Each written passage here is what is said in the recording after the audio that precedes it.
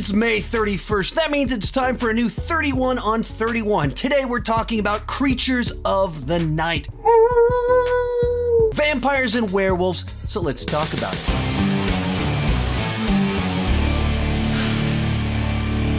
Hi, my name is Sean, and I love to talk about movies and TV way too much. With that in mind, go ahead and join me down below in the comment section. If you're up for the challenge, rank all 31 movies of this 31 on 31. The list of movies is down below in the description.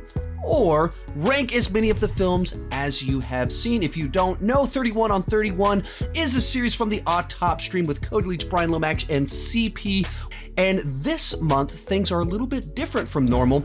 Instead of us just picking 5 or 6 franchises tied to a theme to rank, this time, each individual person in the Autopstream picked 5 movies, and then we had you guys vote through a series of polls and select the other 11 movies to be included in this list. And to be perfectly honest, this is one of the most difficult rankings I've ever done, simply put, because 20 of these movies were first-time watches for me, and then there were a few more that I hadn't seen in over 15 years. So essentially, 2/3 of this list were fresh, new experiences for me, and that could make for a difficult ranking when they're not all tied to specific franchises. They're kind of scattershots. You have to get acclimated to a bunch of different worlds. A bunch of these movies are foreign films. We got Korea, France, and others in here, and so just a lot of different storytelling, a lot of different mythology. So I'm gonna do the absolute best I can. I enjoyed getting to experience a bunch of new different films, but also this was a very difficult ranking for me to create, and I'm not as confident in it as I am in most rankings that I do. All disclaimers aside, let's get started. In last place, An American Werewolf in Paris, and this is a classic example of a sequel that completely misses what made the original fun and interesting in the first place, whether you're talking about nailing the tone, the practical effects, or just simple mythology. All of that is thrown out. This movie is bigger, it's flashier, it kicks off with characters bungee jumping off the Eiffel Tower. The lore is vastly expanded, and in doing so, it just kind of feels like a totally generic late 90s, early zeros horror film. Some of that's even dated by the soundtrack to it, which is actually pretty awesome, but dates the movie to a very specific point in time. It's noisy, it's busy, but with all the stuff going on, it loses all the tension, all of the suspense of what's going on with this guy, how's this all going to play out? All that is lost. The dark, subtle humor of the original, totally tossed out, and it's exchanged for a guy chewing on condoms as bubble gum. Wow, that was weird. Just weird, broad comedy that's not actually funny. So a movie that's a total embarrassment to the original, a movie that has had people dunking on it ever since it came out. To its credit, though, it's as lively as it is bad. It's not boring. I wasn't bored watching it, but it's certainly not good, and it is a stain on this franchise, which shouldn't have been a franchise. 30, Van Helsing. This is a movie that I had avoided watching since it first came out nearly 20 years ago. On paper, this sounds like it should be really good. The director of The Mummy teams up with Wolverine and the star of Underworld in order to adapt another classic monster to the big screen, or multiple classic monsters to the big screen, with the most famous vampire hunter of them all. And boy, is this a swing and a miss. Some things should work, but do they? It is big, it's loud, it's noisy, and just almost nothing about this movie worked for me. The action sequences felt like someone kept telling you, just crank it bigger, bigger, bigger. So everything plays like a video game sequence where nothing is grounded. Things are always flying all around on the screen, just crazy over the top fashion. And because there's so many monsters, so much mythology, even our lead character Van Helsing feels almost like a secondary character in his own movie. The only thing that really stood out is where I thought that was kind of cool is when our main villain would freak out really fast and hop at people with his vampire face. I thought that looked cool. Everything else was cartoonish, silly, ridiculous, over the top, and not in a fun way, in the bad way. 29, Fright Night Part 2. Point of reference here, I'd never seen any of the Fright Night movies until I was prepping this video, so I have no nostalgia, I have no old ties to the Fright Night series. This was a first-time watch for me.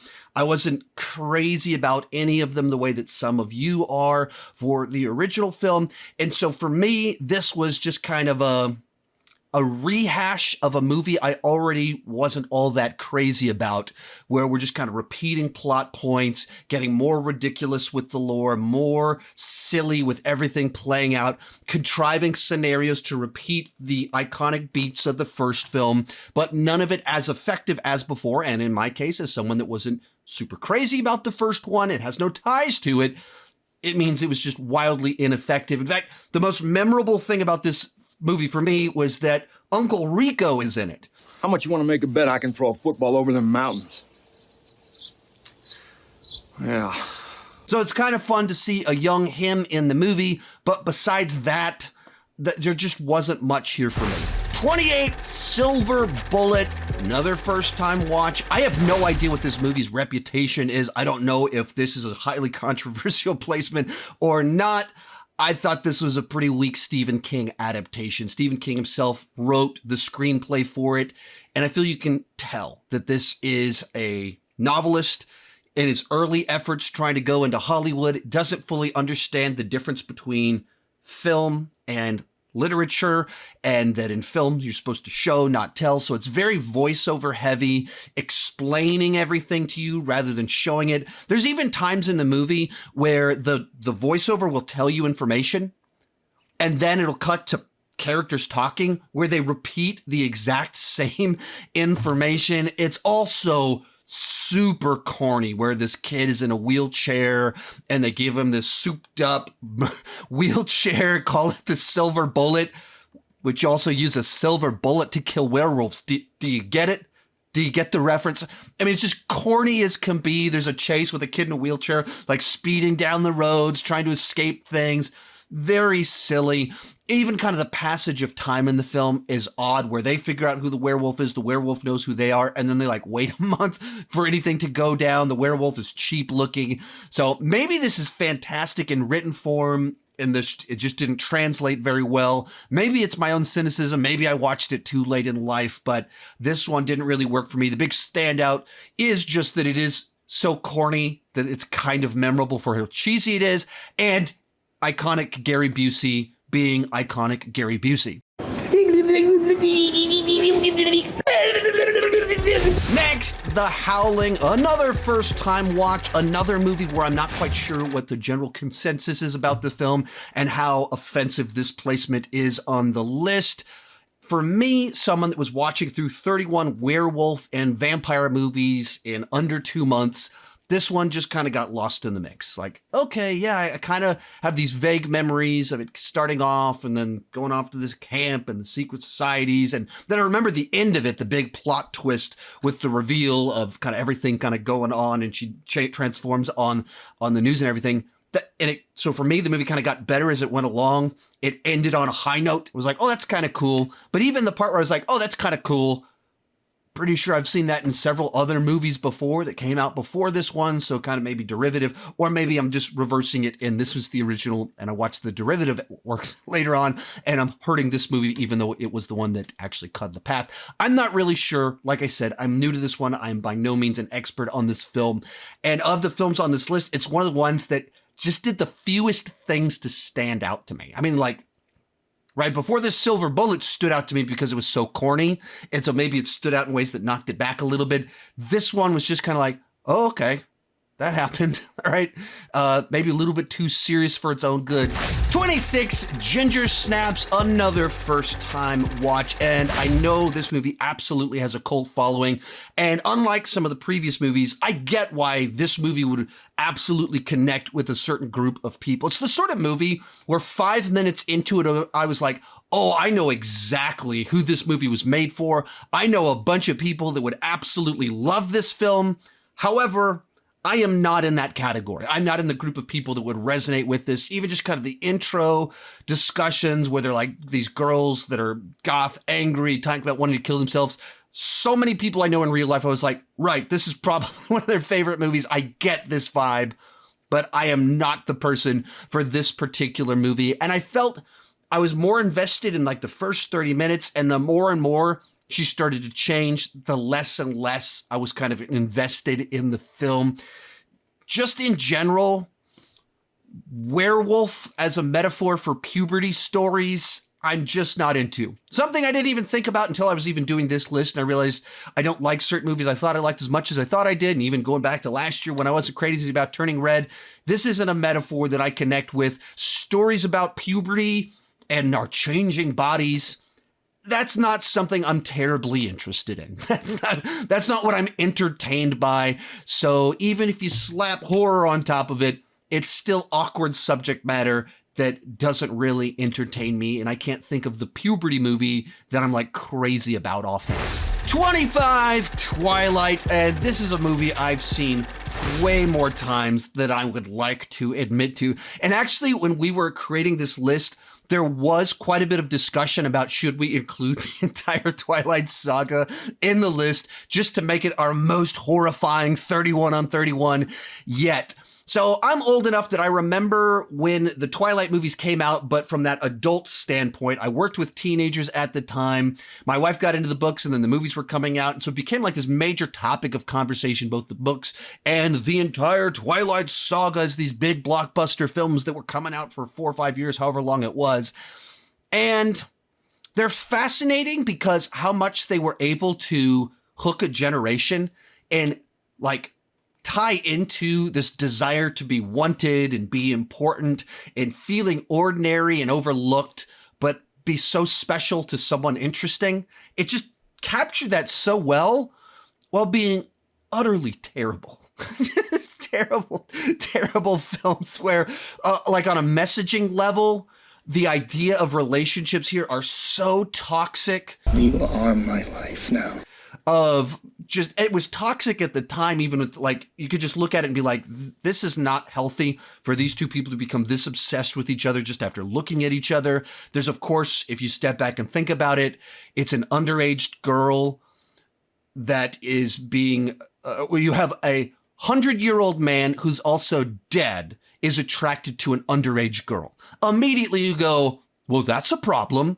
And then everything about their relationship, it's so toxic. It's so unhealthy. I mean, you get to the end of the movie and she's like, please kill me so I can be with you forever as a vampire. That is such a horrible message to send to teenagers. There's so many just goofy things in here that is just easy to just tee off because vampires play baseball in the goofiest scene of the 21st century. It goes from vampires playing baseball to vampires being like torn to shreds like that. I mean, it is all over the place, but it does have quite a bit of so bad it's good factor to it. It is very entertaining to watch because it's so outrageous and you can just rip on it the entire time. Soundtrack is pretty sweet as well. At least if you're my age, it's a pretty awesome soundtrack to it. And out of nowhere, Anna Kendrick is in this movie. I actually remember watching this film back in the day. It's the first thing I ever saw Anna Kendrick in and thinking there's something like weirdly charismatic about her. Like, why is she the side character and this other girl's the lead? She's way more compelling and interesting. And then obviously Anna Kendrick has gone on to be Anna Kendrick. 24, Teen Wolf, possibly the luckiest movie in cinematic history because it's an okay teen comedy that just happened to be the Michael J. Fox movie that came out a month after Back to the Future. And thus, because he was just propelled to such legendary stardom because of being in such an awesome movie, this was the place where you could get a little bit more cinematic Michael J. Fox in the year 1985. It was actually written by legendary comic writer Jeff Loeb, who's written some of my absolute favorite comic runs of all time. But I think it's just a very mediocre movie. And I've been watching it since I was watching when I was a kid. I've rewatched it throughout all the decades. I've seen it many, many times. And rewatching it, it's like, yeah, it's just an okay 80s coming of age sports werewolf party movie. Like blends all of those together, but doesn't stand out as any one of them. As I mentioned before, I'm not really into werewolf as a metaphor for puberty films. And even rewatching Teen Wolf, I was like, all right, I realized apparently I'm just not really into this type of film, even the one that I've been watching my whole life that stars Michael J. Fox. 23, Abraham Lincoln, Vampire Hunter. Now, this was a first-time watch for me, and I'd heard only really bad things about it, and maybe that kind of helped it get a little bit higher up on my list because it just sounded like it was going to be dreadful. And, you know, it's an intentionally ridiculous premise that's never quite as fun as it should be. If you're going for the idea of Abraham Lincoln was also killing vampires while running for politics and doing the Emancipation Proclamation. We're stepped out upon the world stage now, with the fate of human dignity in our hands. You think that she'd have a little bit more fun with it, but this movie plays it dead serious in tone while also having very cartoonish over-the-top action. And it's just like a real miss in the balance of things. The wrong parts are cartoonish, and the parts that need to be serious or handled a little bit differently are not. And so, you know, for me, it was a big miscalculation where so many of the action sequences would have been better with less spectacle. Like there's a part where there's a chase in the middle of a stampede. So they're hopping on top of stampeding cows and stuff like that. So it just plays like a video game. And even you get into the big finale, and it's not enough that we're having our final showdown between all Abraham Lincoln and all the vampires. It also has to be on a train, but not just a train that's on fire, not just a train that's on fire, a train that's on fire and exploding while everyone's trying to escape. And it just gets so cartoonish, so like a video game sequence that it's not nearly as cool as it should be. And that was what was weird to me. Dial back the crazy, give it a lower budget, and have a little bit more fun in the off moments, and maybe make the action sequences a little less cartoonish. And I think you have a great, bizarre blend-up film. All of that said, I think this movie's way more rewatchable than the films lower down on this list. It's very consumable while not being nearly as fun or good as it should be. But it's not offensive. It doesn't step on my toes. It's not irritating. It's just a movie that should have been a lot more things than it was. Shall we stop this bleeding? Then we have Blade Trinity, one of my favorite bad movies of all time. This movie is indefensible when it comes to its storytelling and so many other things about it. At the same time, I've always had a lot of fun with it. Now, when it comes to its badness, it's a really strange experience because on paper, it has seemingly no excuses for how incomprehensibly bad it is. I mean, if you look at the screenwriter, the basic plot, and the cast, it all should work. David Goyer wrote the previous two Blade movies, and he went from this movie on to work on the Dark Knight trilogy. And he was the guy that wrote and directed this film. And at its core, the story is about Dracula re-emerges, and the vampires want Dracula as part of their master plan to enslave the human race as their food source, and the humans want Dracula's blood as the method to create a weapon to take out all the vampires. So you have a race to get to the villain. You have high stakes for both sides. It's compelling where you have lots of villains, lots of built-in conflict right there. And then something goes horribly wrong in the actual script and the actual execution of this. It's well documented that this was a rocky production. If you just sit and watch Blade Trinity, it's a D-. But if you know what they went through to get that movie made, it is an A+. The fact that movie exists puts it above Citizen Kane. Where Wesley Snipes was acting crazy. And Wesley Snipes was going crazy, and he wouldn't come out of his trailer. He would only answer to the name Blade. You couldn't call him... He would only answer to the Blade. By all accounts, that everyone else that worked on the movie, he was acting crazy. And so you end up with this just very chaotic production where Wesley Snipes was difficult, didn't show up to shoot things. So his stand-in had to replace him in all sorts of scenes in the movie. Wherever it's not a close-up of his face that's clearly Wesley Snipes, it's probably just his stand-in.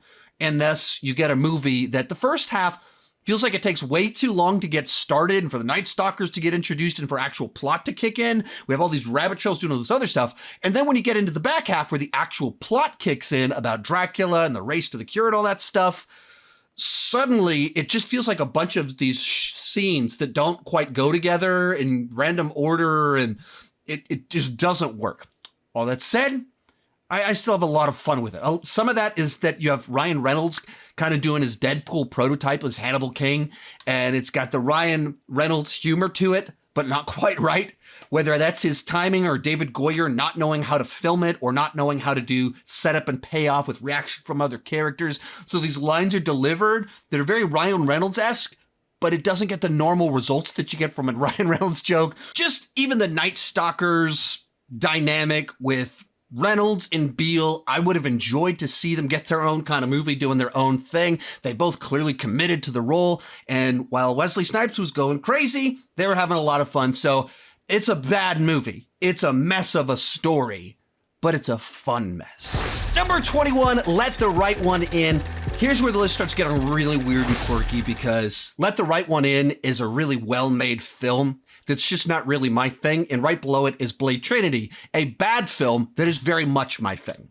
That's the weirdness of this ranking. And it's tricky because I watched Blade Trinity the day that it opened theaters. I've been watching it for 18, 19 years now. I watched Let the Right One In for the first time yesterday. Now I watched the Matt Reeves remake a year ago, so I was familiar with the story. And it's the Matt Reeves one is very much just Americanizing this one.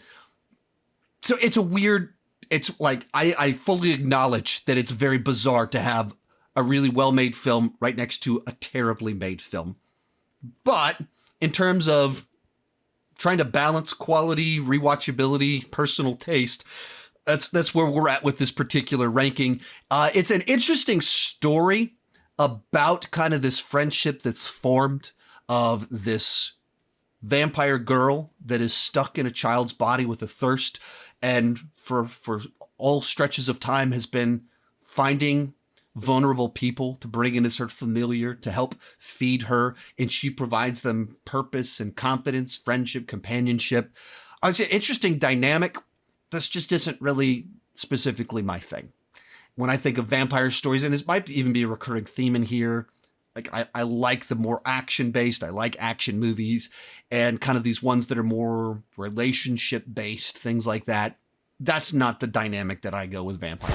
20, Thirst, and this is another one in the exact same categories, Let the Right One In, of a really well-made film that was filled with interesting ideas, but it's not the direction I naturally gravitate towards with vampire films. Also, both of these movies suffered from the fact that they were the 29th and 30th movies that I watched in preparation for doing this video. I literally watched both of them yesterday back to back, two different subtitled films that are kind of slower, more psychological, more relational films when I was very deep and kind of tired of watching vampire and werewolf films. Both were first time watches.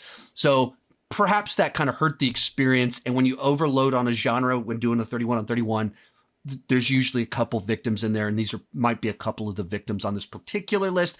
Anyway, on a big picture level, I found like just the basic concept of this well-natured Catholic priest trying to do the right thing and joining this experiment, and then watching as the thirst, as this desire slowly takes over, and he compromises step by step by step. And it's just one act at a time, one choice at a time that takes him further and further away from his character at the beginning of the film. It's a pretty great metaphor for so much of the way that in our real lives we can drift away from our standards, our values, and how it doesn't start with the extreme act. It starts with some small choice of violating your conscience, violating your standards that leads somewhere else. And so I think it captures that dynamic really well. But it takes kind of a long time to get there with a journey that I wasn't as kind of crazy about. It's kind of like a erotic disease vampire film, horror film or something like that. It's very sexual in nature, combined with like then people like covered in all sorts of sores and things like that. A lot of really gross blood drinking that, especially like by yesterday, I was so tired of watching vampires suck blood out of people. Like by the time I finished the last movie last night, I was like, oh, I don't think I want to watch a vampire suck blood out of someone's neck or ever again. Maybe some of that once again plays in this placement. This feels like the kind of movie that if I'd watched it at a film festival in a different environment where it was like the one thing in that category that I watched in a month, I'd probably respond a lot better to it because there's so many interesting ideas with the metaphor. Even as I'm describing, it's like, that's kind of cool, but that doesn't reflect my experience actually watching the film. Number 19, Stakeland. And from here on out, I'm going to be quite a bit more positive. Honestly, I probably should have been more positive on the last two films, but I really was pretty exhausted of vampire movies by the time I got to those two movies, and them being subtitled and watching them back to back did not help at all. But anyway, Stakeland. This is a movie that was made for under $1 million and used that money very effectively. That this feels like a movie with a much larger budget. It tells a much bigger story than you can usually tell with that limited of a budget. And while it's a little bit kind of treading on some familiar territory where it's this post-apocalyptic world, very reminiscent of like a zombie apocalypse, but it's a vampire apocalypse, touching on some of the similar ideas of the real monsters aren't always the monsters. The humans can be the real threat out there. But it's very effective. It does a good job. It has thrilling action set pieces. And what it probably does best is give you this lingering sense of dread and tension. You just know something really bad's going to happen. You kind of sit in that the entire film. But I would say that's also maybe its weakness. It's so relentlessly bleak that it becomes predictable at a certain point in time. So when you move into the last third of the movie, like, okay, what's the darkest thing that could happen now? And how would it play out? All right, I know what that's going to look like. And then that's what happened in the movie. So you don't want your movie to be that, like, if your movie you're sticking so hard to like, always the worst thing happens that it's predictable, that's not for the best. And I don't know, maybe that's my personal taste, but I want dark. This is a little bit too nihilistic for me. Next up, 30 Days of Night. And I felt like this was a great concept for a vampire film, a great setting where if you take vampire lore and think, where's some place to go that would be really interesting? Well, these parts of the world where because of the location, you have 30 Days of Night. Oh, that gives you a title and a great concept for a vampire film. And it kind of does that really well. It can be really tense at times. It can be gut-wrenching. And I just felt there were some flaws in the execution. Some of that is I didn't like the way the action was shot. There's a lot of like low frame rate, quick cuts, lots of close-ups. So you can't really see what's happening. And then the other one is that, especially as the movie went along, I felt like the movie was like recut or reworked or something like that. Like they did a test screening and it didn't go all that well. So they decided to cut things, add things, reshoot things. And so you get this choppy film. Like right at the end, there was one point in time where something happened and I went like, wait, what? And I rewound it and I like read the Wikipedia page. It was like, oh, a bunch of time has passed, but it's not obvious at all, the passage of time while you're just watching the film. And so just some weird things in the execution, like a great concept. I was almost like I wanted to like it more than I did. There was the potential for something better there, but just kind of like tripped up in some of the execution. 17, Fright Night, the original. And this is a fun 80s vampire story that does a little bit of Boy Who Cried Wolf, a little bit of Rear Window, all with a little bit of that 80s cheese while being a horror film and a little bit of a comedy. with some body horror, all kind of combined into one. And it's the sort of film that feels like it only could have come out like this in the 80s. It very much feels like a product of its time and has a certain charm because of that. This was a first time watch for me. I don't think it worked as well for me as maybe some people that have been watching it for longer, watched it younger. Mom, I didn't have a nightmare. Not your mom. They did kill a girl over there. There's some fun, interesting character work, in particular with the McDowell character and how he's kind of a fraud, but kind of they pay that off in the end and let him be more heroic and become the person he's pretending to be for all this time. And there's just a certain 80s charm to the effects, the nature of it. Even just kind of like lingering too long on the gore shots and the unashamed campiness just goes for it in a truly 80s way. Like, I really feel like this is a movie that if I'd watched it when I was younger, I would appreciate it more now. But watching it the first time now, it was like, okay, cool. That was a piece of the 80s that I missed. 16, Near Dark, another first-time watch. This one with a nice, cool spin on the genre that was trying to kind of make a modern-day Western, except with vampire mythology and playing with the ideas of tension that kind of comes along with that. For me, it was a movie that got better as it went along. At first, I was like, all right, it's taking me a little while to kind of connect and latch onto anything in here. But as you kind of moved into the back half and the tension in the group and our lead character with this backpack that he's with starts to form, started digging it more and more and started having more and more action as it revved up the tension and everything. And as it kind of moved into the final sequence, I was like, oh, I dig this. I like this. This is a nice way to do all of this. I'm feeling it. 15, Interview with a Depressed Vampire. Now, this was the final movie that I watched in my viewing for this ranking. I finished it up late last night. This is a film that I watched a handful of times back in the late 90s, maybe early zeros, but haven't watched it in probably 20 years. So for the most part, it was a fresh viewing, while at the same time, like, I remember very specific sequences, in particular, Kirsten Dunst's fate in the film. That was the image, like, whoa, I remember that.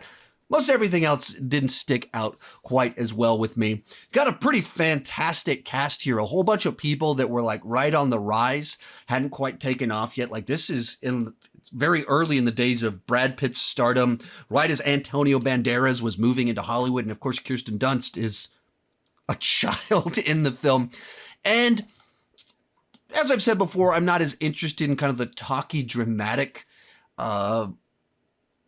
vampire stories. But of those, this is one that maybe had a few more kind of details to it that it was a little bit more watchable and interesting to me. Some of that's probably the cast. Some of that's because it's just a movie that I watched way back in the day and was a little bit more acclimated to it. And I think it does kind of focus in on its tone of just how miserable this existence is in exploring all the different ways that immortality would haunt all of these different people. Next up, Fright Night 2011, the remake. I don't know how blasphemous it is to have the remake above the original with this particular franchise. It absolutely trades some of the quirkiness for professionalism, trades some of that unique 80s vibe for something more generic, but I would say more effective. Like, I thought this movie was much better at building tension, having actual scares, and making you terrified of the guy across the street. Like, you don't know what he's going to do. Some of that is that Colin Farrell looks like he's just having so much fun, both playing the part, but also his character seems like he just loves toying with his food.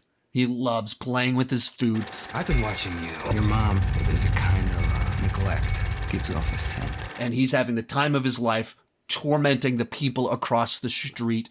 So for me, this one took the plot of the original one, a lot of those elements, and actually made it much more tension-filled, horrifying, edge of your seat. So for me, it comes out on top. 13, Dog Soldiers. This was another first-time watching. In the case of this movie, I knew very little about it prior to pushing play on the movie, and it was a real pleasant surprise. It's a movie that definitely had a limited budget, but it put its budget to good use and kind of built out this mythology with some intrigue, some mystery, and Not that I would say like the characters were like these great deep character study or anything like that. Of course not.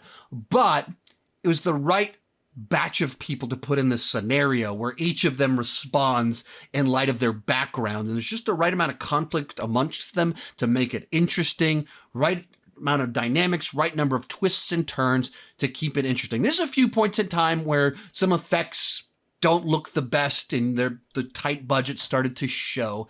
But I thought it was a nice little spin on the werewolf genre that did something new with it. And it was a fun little ride.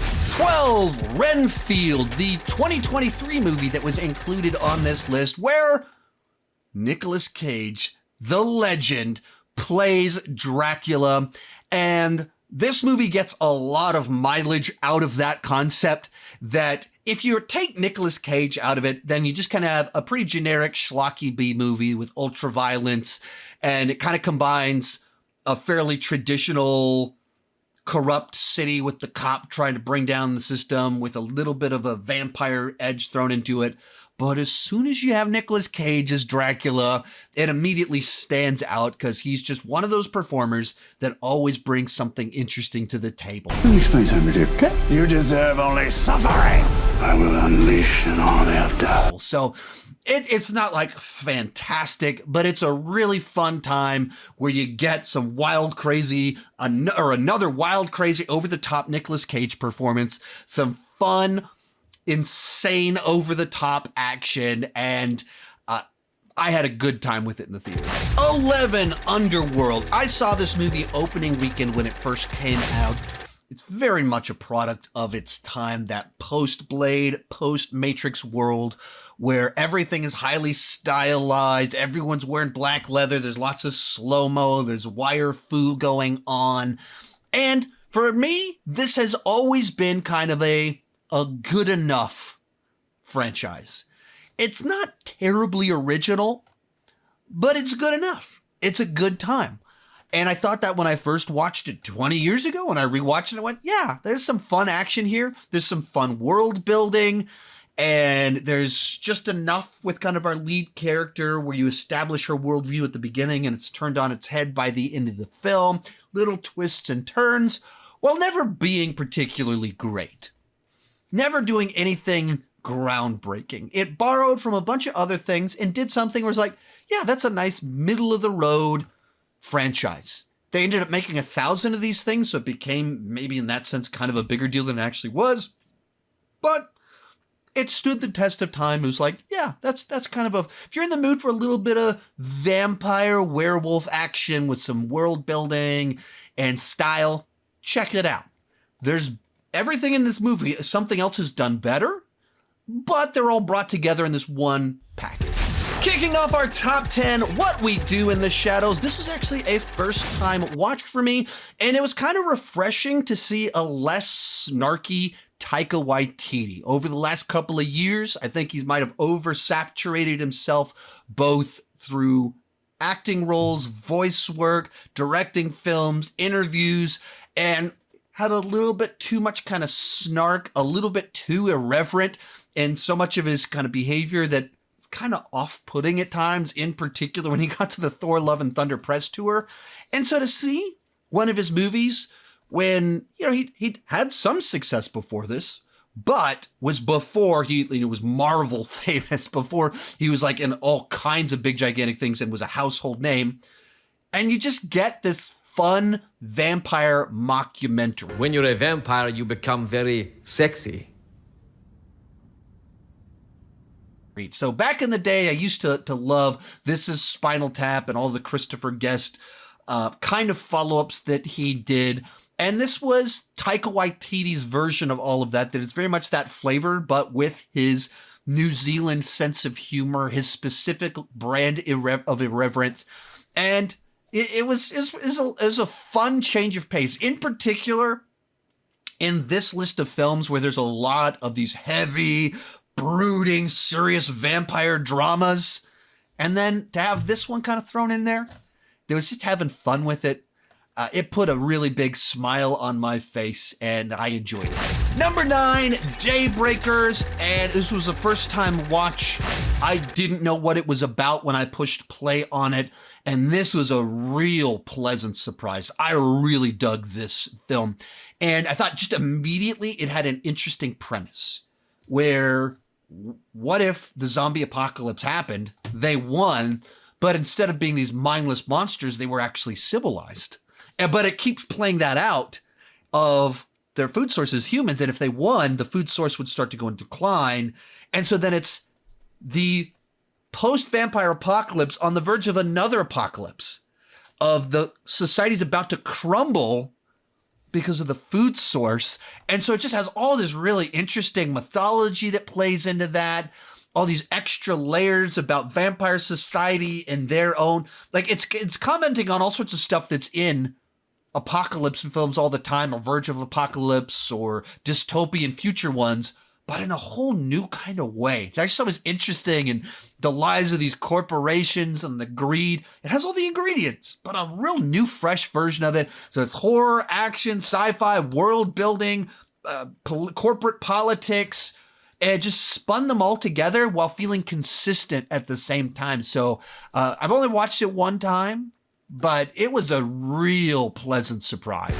Next up, Bram Stoker's Dracula, and I don't think I'd ever seen this movie from beginning to end before, but I'd seen lots of clips. I knew the general kind of idea of it, more so than most of the other first-time watches on this list. I had a familiarity with it without having fully watched it before, but I really didn't know what to expect in another sense going into it, and it had been a long time since I had even watched the segments that I had watched before, and when I watched it before, I didn't know who Francis Ford Coppola was. So rewatching it now, knowing this is like, S-tier level director bringing Dracula to the big screen, and with a phenomenal cast of a bunch of people that weren't quite they're legends now. They weren't quite the legends at the time they were cast, and even being in this movie was part of their journey. Like Gary Oldman now, obviously everyone knows who Gary Oldman is because he's been in 1,000 things over the last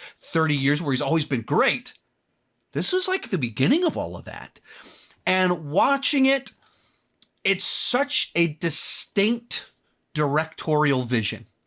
So many weird details of how he decided to visualize things, from the look of the prologue armor to the way that it visualizes him in battle to when our narrative begins and Dracula's shadow is kind of going rogue, doing his own thing behind him. And so you're watching these people have a dialogue while the shadow's doing its own thing in the background. You're like, wait, what's the shadow doing? And then Keanu Reeves is kind of picking up on the fact, like, what's the shadow doing over here? And just so many different ways that they visualize it, that it just goes for it. The sort of thing that only someone like Francis Ford Coppola, who's just these brilliant directors, can do something like this with a film, or get enough money to adapt something like this to be able to use all of these different techniques. And even some of it, it's 30 years old now, and this is pre-CGI, and the way that they would have done some of these things now would look a lot slicker, but it would be a lot less effective. There's just something off, or something unsettling when you're watching these practical effects. They're just a little bit off, just a little bit peculiar, that makes them really work. So generally speaking, as I've mentioned multiple times in here before, I'm more of an action-based guy. That's the direction I tend to gravitate with these types of films, but this was just such a directorial effort. It's tough not to praise it when it just comes to the production design, the costumes, and all of the ways Coppola decided to visualize all of this. Number 7, Brotherhood of the Wolf. I got a lot of bias on this one. This movie came out over 20 years ago, when I was first getting into movies outside of big, gigantic blockbusters, and I discovered the local art house theater and saw this little movie called Memento by a new up-and-coming director named Christopher Nolan.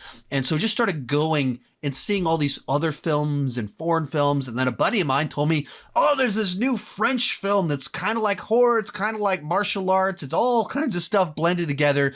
And I went to go check it out and realized the martial arts side of it was Mark Dacascos, who was in a couple of movies I love from the 90s. One of them called Only the Strong, Hollywood's best capoeira film of all time. And then also this direct-to-video film he did called Drive, which is also really cool. And now he was in like this artsy French horror period piece martial arts film.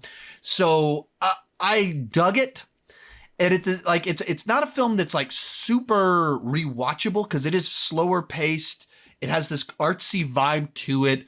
It's trying to like capture the elegance and do this romanticized version of pre-revolution France and the upper society.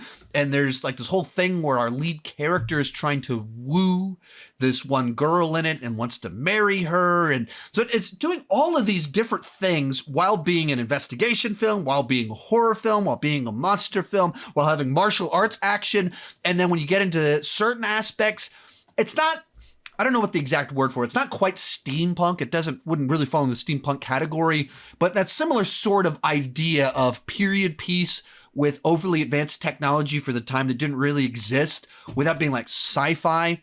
And it just blends it all together.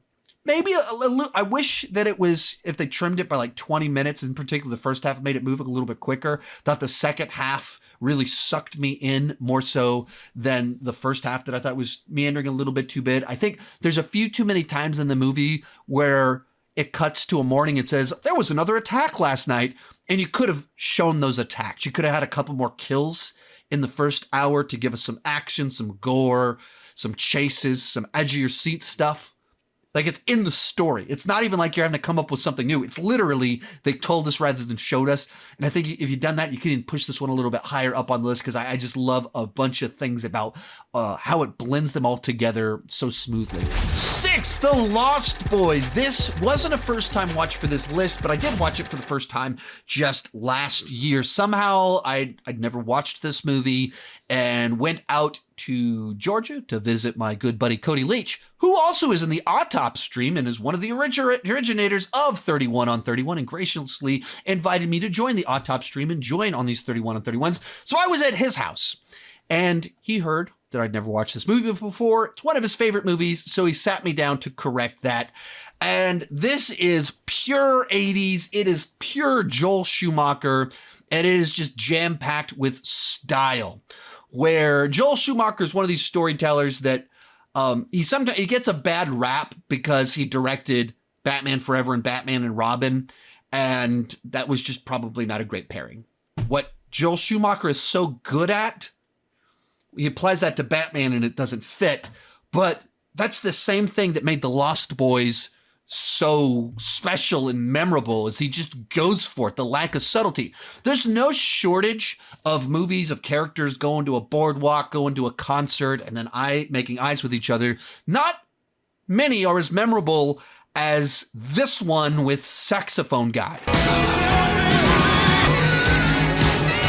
And the whole movie kind of plays like that, of just all of these just like in-your-face details of it, just goes for it on an entertainment level. And so because of that, you get some action, you get comedy, you get campiness, you get some romance, you get mythology, you get some mystery, a little bit of all of it, all with Joel Schumacher's flair dousing the whole thing.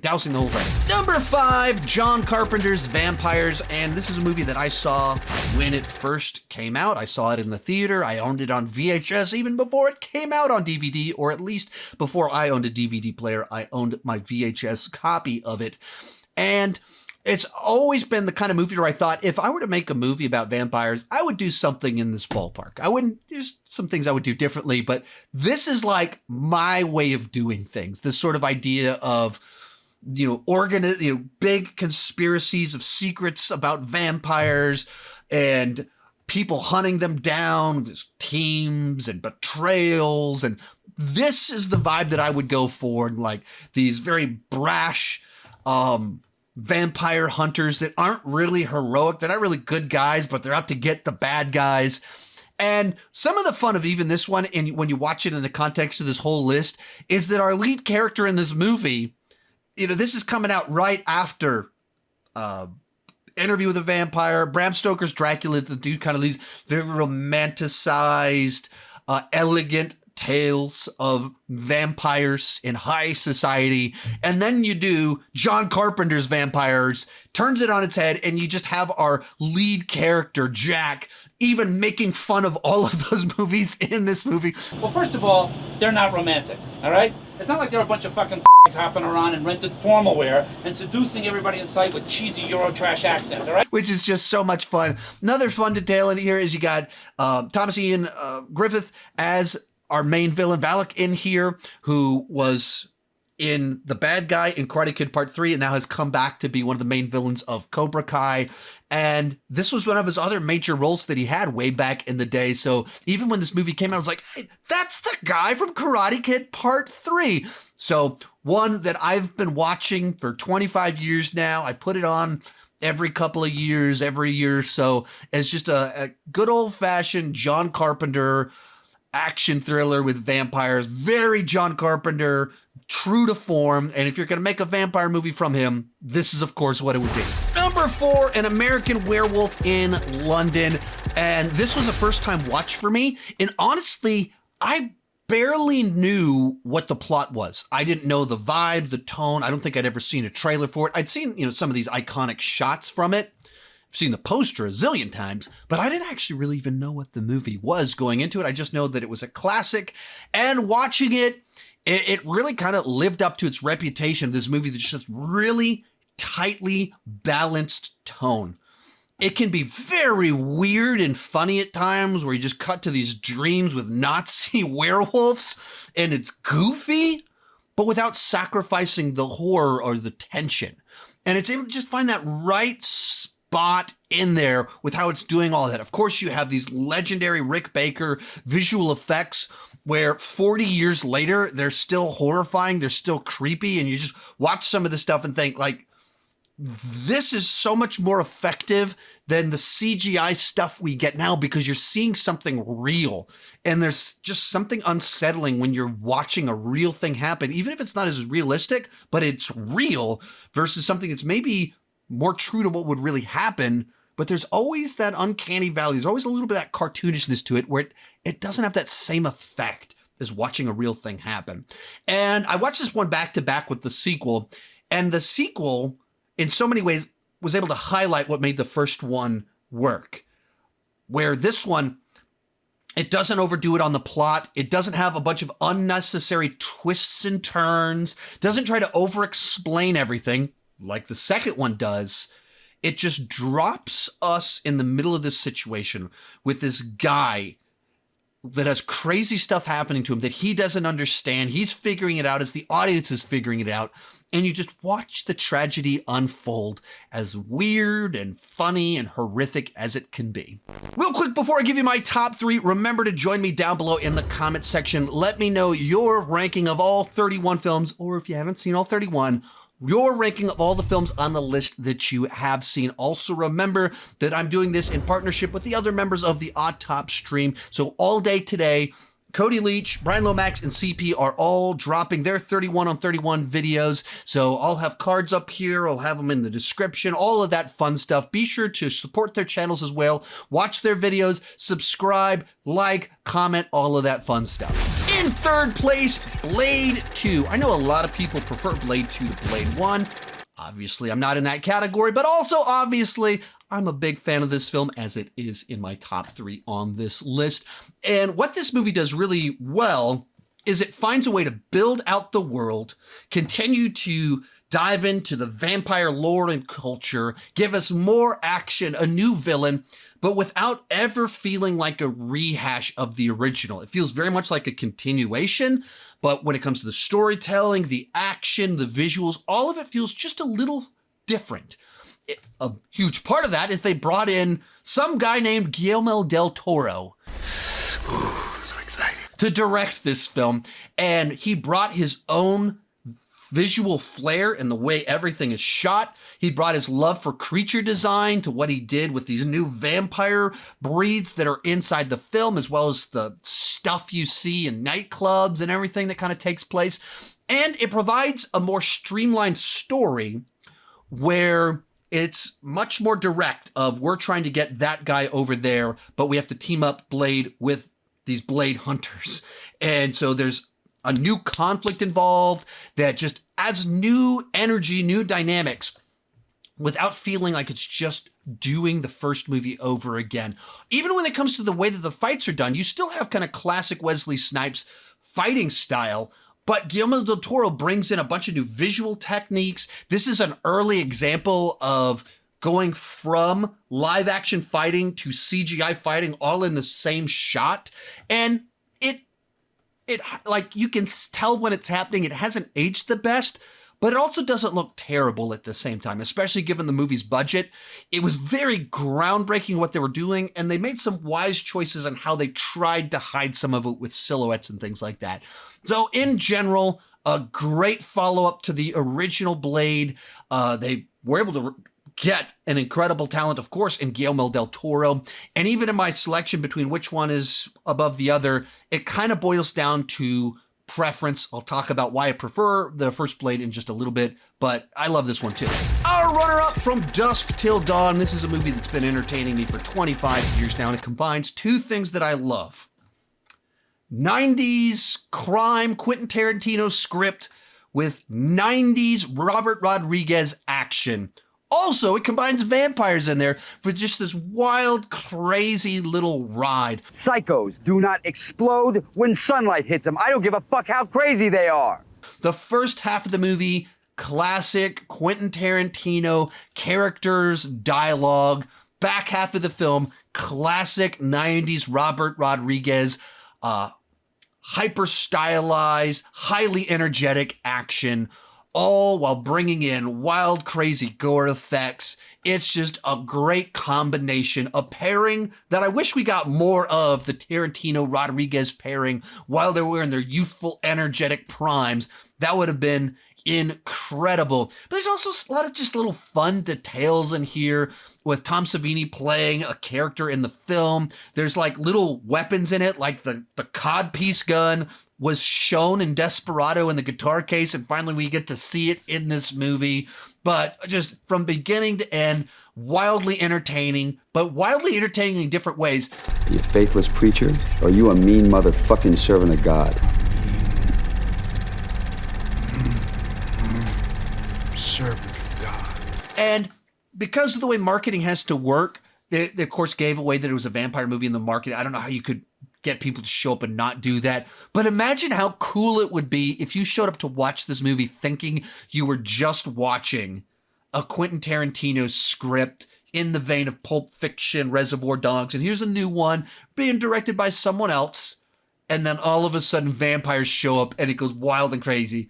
I wish I could have experienced that myself, but unfortunately I just have to experience it as the awesome movie that it is. But coming in first place, Blade. This movie just combines so many different things that I love. I was huge into Hong Kong action films in the late 90s, and this was one of the first movies to kind of pull inspiration from the Hong Kong style of martial arts films, the way they were shot, the way that they were choreographed, put in a big Hollywood film. But adding to that, you have vampire mythology, you have gunplay, you have like all this world building kind of going on, and you put it together and you just get a very unique experience. Another huge piece to that, Wesley Snipes is just the absolute coolest as Blade. Some motherfuckers are always trying to ice skate uphill. He's a great action star. He's an actual martial artist. And so you see that where he's able to get so involved in so much of the action, and you can see it's him right there doing all of it. And so a movie that just stands out and is interesting, unique. It builds out this world where you want to investigate it and have this plot where it's about an investigation. And I think that's why I like this one a little bit more than the second one, is I like that aspect of we're going into this world in like searching for clues, learning about how it all works with the familiars, vampire society and everything. That to me elevates this one just a little bit over the second film, that dynamic that was lost in the second one. But so for me, just a movie with so many things that I love that has been entertaining me for 25 years now. It's a blast. It's got awesome action. It's got cool gore. It's weird. There's a part where there's the big, gigantic, fat vampire that they're like torturing with UV lights. Weird, strange stuff like that that you wouldn't see now in a modern day big budget blockbuster. So for me, it comes in at number 1. If you enjoyed this video, remember, I'm just one of 4 people putting out a 31 on 31 with these creatures of the nights. Check out everybody else's all around here. Please support their channels, like, subscribe, comment, watch their videos, all of that fun stuff.